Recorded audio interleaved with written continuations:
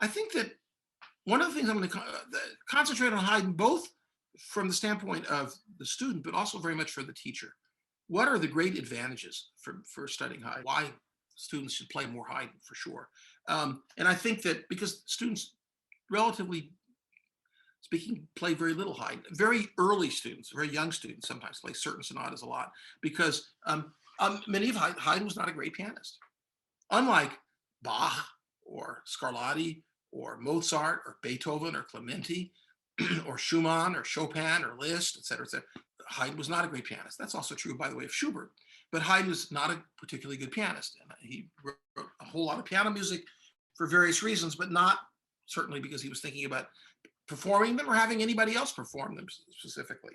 And so because of that, with a couple of exceptions, especially the big E flat, that was the one Haydn sonata that people played a lot when I was a kid, which is probably influenced ironically by Beethoven, who was already Haydn's student when he wrote that. They're not virtuoso pieces by and large. They're not, so they become convenient pieces to give students. They have to learn a classical piece and they don't have very developed fingers yet, finger technique. But the fact is that compositionally speaking, Haydn sonatas are a treasure trove, are extremely rich in creativity with form, with harmonic language, Haydn's extraordinary, inexhaustible sense of humor, and how humor, or humor-like things, how do we express that in music? Two of the sonatas that I know I'm going to talk about are the C major that we call the English sonata. He wrote several sonatas in C major, but the famous so-called English sonata, because it was dedicated to someone in England. He wrote it probably while he was in England. And the other is the A flat sonata, which is, I think, famous largely because Sviatoslav Richter used to play it. C major, right off the bat. I just grabbed a volume that has both of them. Editions is a problem with Haydn. I, unfortunately, do not own the best editions of Haydn sonatas. And part of that is because most of us get editions when we're young and we keep them, partly because we have them already, and partly because they have things in them that we treasure, indications from our teachers and things like that. But and mine are all falling to pieces. But so then if you have to buy another edition, of course you should buy the best edition, but it's very often that one buys simply one that has the pieces that one's looking for. Like in the case of Haydn, clearly Bärenreiter is the best edition, or certainly Mozart, but those are expensive so anyway, the C majors, just to give a perfect example of starts.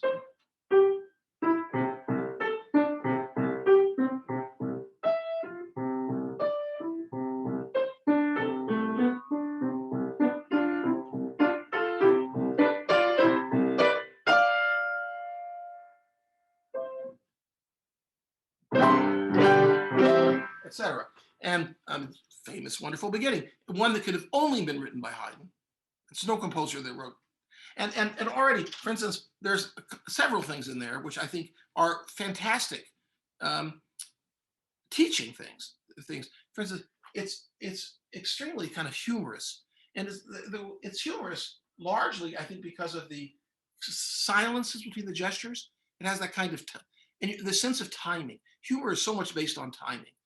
A sentence is funny or a joke is funny because you have that little pause, a little wait, the way you, and of course Haydn, of course, for a variety of reasons, has lots of pauses and starts and stops in his music, but that, of course, goes into something very often has nothing to do with humor at all. But besides the humorous aspect of this beginning, something else which I think is extremely valuable is that there's not a single chord until we get to.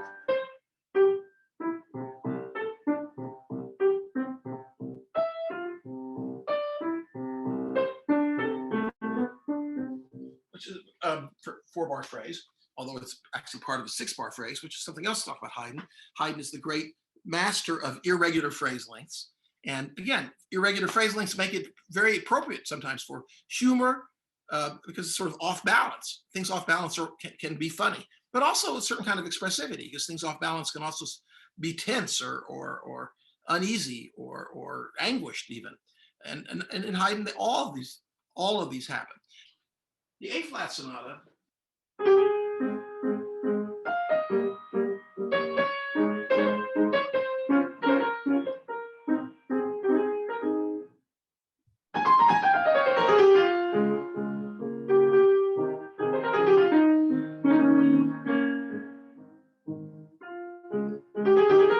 It's a very, very different kind of sonata. Although it has the last movement is somewhat similar to the C major because it's brilliant and effervescent, the typical sort of Haydn last movement rondo. But this sonata, it's very lyrical, sort of A flat lyrical key, has a lot of one of Haydn's really important trademarks. It also, besides being really interesting and to look at just in terms of itself, it opens up something else, which I will talk about, where clearly I think stylistically the composer suggests a cadenza. And this, of course, from a standpoint of a teacher or a student, opens up a whole new world. Should you do one? Or what kind should you do? I mean, there are places where I guess almost everybody does something, maybe just a couple of notes to combine two passages. But I personally, in this sonata and a couple of others, do full-fledged big cadenzas, but it seems to call for it, and I do it. So that's something to talk about as well. So these two will be the main pieces I'll talk about, and then I know I'm gonna pick one of the minor key sonatas to talk about some of the interesting things harmonically he does, and just some of the general surprises. But just going through the book, almost every Haydn sonata, the other E flat, other C majors, G major, even the E flat, the last E flat, the big massive one, which is played a lot, has, besides the fact that the last movement is this quintessential Haydn, has so much of Haydn's the surprise that when he goes into E major, suddenly out of the blue from an E flat major piece, but also the extreme uh, organizational mind of Haydn that E major also anticipates the fact that the slow movement is going to be an E major, which is equally surprising. All these kinds of things. I mean, every Haydn sonata, every Haydn string quartet, every Haydn symphony shows this incredible creativity and imagination that he has.